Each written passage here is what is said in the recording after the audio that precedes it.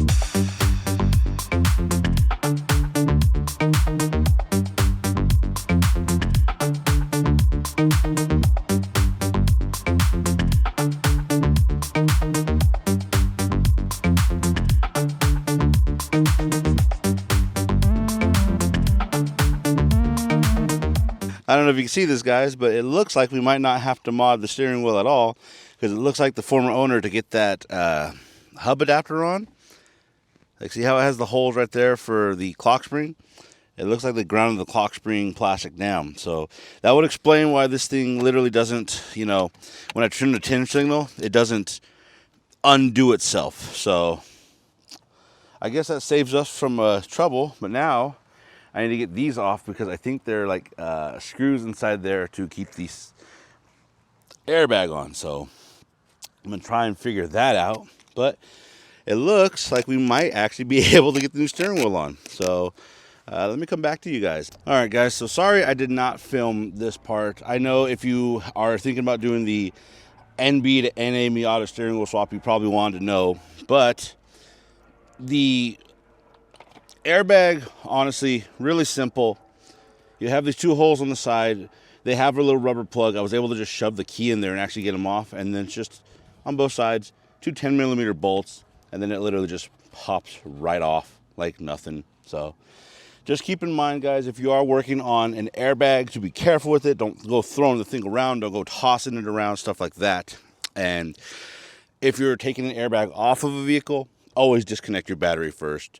Like, don't be dumb, because the sudden jolt from not doing that could end up being a very bad day for you guys. And you don't want a bad day. I don't want a bad day. Nobody wants a bad day. So if the rumors are true, and it looks like they are, bam, look at that. Hooked right up. Now, again, guys, if your clock spring isn't rounded off like this one, then you are going to have to modify your steering wheel. See how this is an NB, NBs are left to right. This is the NA, it would be right here, so, or up and down. So you'd have to remove chunks, basically make a channel here for your clock spring to fit in. But obviously this clock spring is not here. I mean, it is, but it isn't. The tabs are not there. So it's seen slightly better days. That should be more or less where she needs to be. So lock that in, put your nut back on, and then you're just gonna put your airbag back on. Literally, guys, it's as simple as that to swap a steering wheel with a Miata. Like, pretty much any vehicle, it's the same process. It's not hard. It's not rocket science. You just gotta, like I say, we're unmolesting this Miata. We're adding an airbag for safety back into it. Now, as for the steering, not the steering, with the horn, I'm not entirely sure where the horn hooks up on an NA NB Miata. So that's an interesting challenge. So we might be minus a horn too, but it is what it is. Like, our horn works, like you can hear it, but we got to figure out where that plug is that goes to make that all its own thing. And I don't know if that's this. I think it is. I think that's this cable here.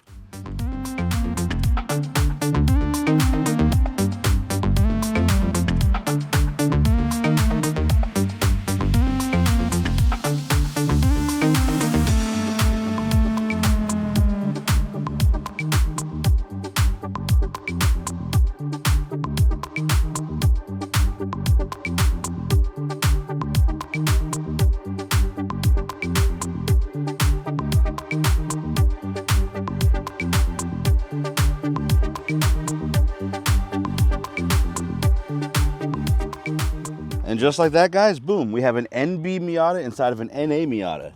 And it is on there nice and tight. It ain't going nowhere. Horn does work.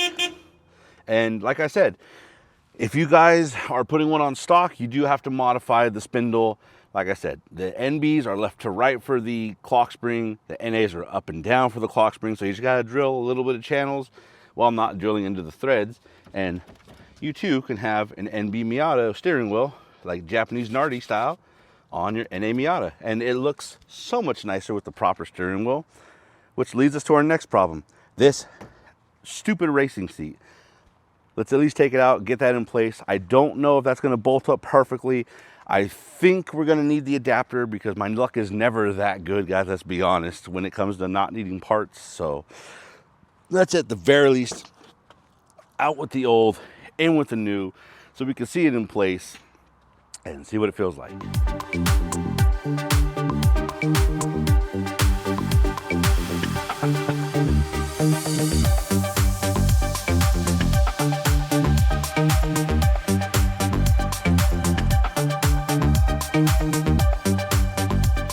All right, guys, so as you can see, we got that horrible wheel out. Now, I don't know if this is the case on all Miatas or if the former owner is just weird, but the front bolts are 14 mils, which is kind of normal for JDM cars. Sometimes they're 12s. The backs were these really flat 17s. Like, they fit fine in the threadings, they catch and all that, but I don't know, the heads are 17. And I don't know if it was to fit the rail that's on this thing, which is, obviously there's a stock rail, so I have no clue. We're gonna take the seat belts out because these 5-point harnesses, 4-point harnesses, whatever, are really stupid in a daily driving car. And you can tell that he just tied the back of it together when it's supposed to have a roll cage for that to be fastened to, which is just, for daily driving, it's really uncomfortable. Daily driving is really stupid. So if you guys are thinking about doing a 5-point harness in your car, just keep in mind, in some states it's not road legal. It's actually really dumb, and it's really not safe, especially if you just tie it to the back, because then it's really not fastened to anything other than the seat itself. So don't do this, guys. Just please don't do this. I'm gonna take those rails off, probably take those rails off. We'll do it off screen because my camera's overheating. It's very, very warm out here today. It's downright actually hot, so I'm gonna do that off screen. Sorry guys, I know you guys like seeing the process of stuff, but really it is super simple. Like literally we have the hex nuts right there. And then on this one, I believe it's using the stock rail. So it's like a bolt there, and that's just it. So we're gonna transfer that over. We're gonna do what we gotta do, get it off screen and come back to you guys. I'll show you what it looks like when it's all hooked up, but right now it's hot, so I'm gonna do this before I die out here. All right, guys, so we're back. I got the rails off, like I said. Sorry that I didn't show the whole process. It's literally just a bolt there, guys, a bolt there. These were weird. So the former owner, or whoever modded these, like had 14s, 13s, and 12s all mixed on it. So that was annoying to get off, but now I have these side rails which I could sell, I guess. The harness, I guess someone might buy it. The seat, I guess someone might buy it as well. I don't even know what the brand is. One spec, warranty voided, removed. Don't care about it. Probably just sell the whole thing, is like get it gone. But I did learn that yes, I'm probably gonna have to buy the adapter, because if you guys can see, I'll try to show. See, there's the hole right there where it's supposed to be, and there's the hole right there. And it is like just an inch forward. Now, I know what you're thinking. You're probably thinking, hey, just drill a hole and you're good to go. That'll bolt right up on both sides. And you're right, except I don't know if this distance is actually gonna match up with that. Because see, that looks closer, like the holes right there where they mount look closer than this is. And that's what the adapter is supposed to do. It's literally just a plate that has bolts right into these original spots and moves it inward just a little bit so that you can actually mount these up and then I guess make your holes if they are off still. At least that's what I understand the mount does. And I'm thinking I need the mount because I don't think these are gonna line up with those. So we're gonna pop it in. We're gonna see how far off we are, and we'll go from there on whether we need the mount or not, which I am honestly guessing that we do. And it's not an expensive mount, guys. Honestly, if you have a NA or an NB Miata, I believe the mount is exactly the same. And that would make sense because, I mean, it's meant for these cars, which if you guys don't know, the NAs and the NBs are pretty much the exact freaking car, just one with pop-up headlights, one without, and then the NBs are 1.8 liter instead of 1.6 like the NAs, and I think there actually are some NAs that are 1.8 as well. Not entirely sure. Yeah, so I got it in there, guys, and I can instantly tell. Let me grab the camera. That's not going to line up. So, adapter required. I kind of felt like it was going to happen. So, I'm not too surprised by it, honestly, because, I mean, everyone recommends the adapter for a reason. But the problem that I was having is that the adapter says for, like, you know, Recaro, Sparco, or something like that.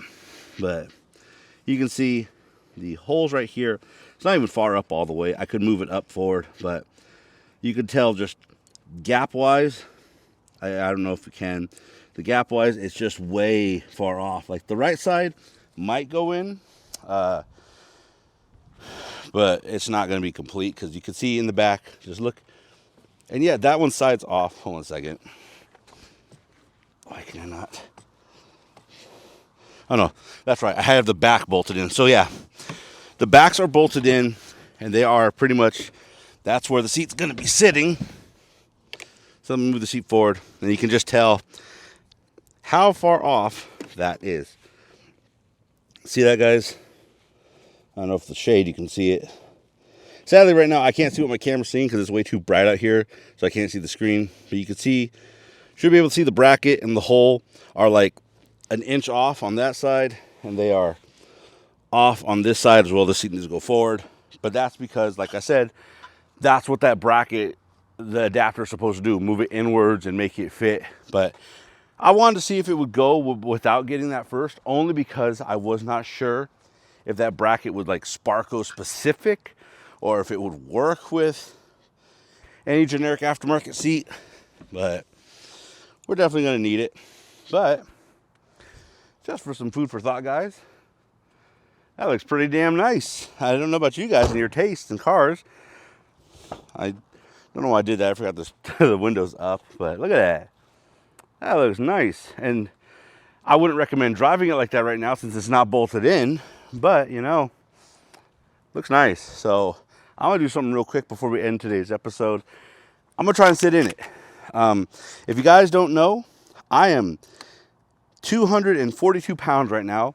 I'm 6'2", and this thing was a pain in the ass to sit in with that crappy racing seat because it didn't adjust or anything like that. So it was not comfortable. It was painful. But now we have this new seat in here. Now the thing is, I'm just cleaning out the interior. The thing is, we got the new seat in here, so it's going to be nice and padded, which is great. The problem that I think I'm going to have personally, because my height and my length and all that, is that I think now that we have a seat with padding, it's going to sit a little too high. So I don't know if I'll be able to sit in it anymore. Yeah, actually I am. And if it was hooked up, I could actually scoot it back more, like maybe 3 inches. But it's still, for me, being the tall person that I am, it's not the most ideal. Like, so, for context, the old steering wheel was literally up here, hitting me in the knees, and it was uncomfortable. Like, this is still not the most comfortable position ever.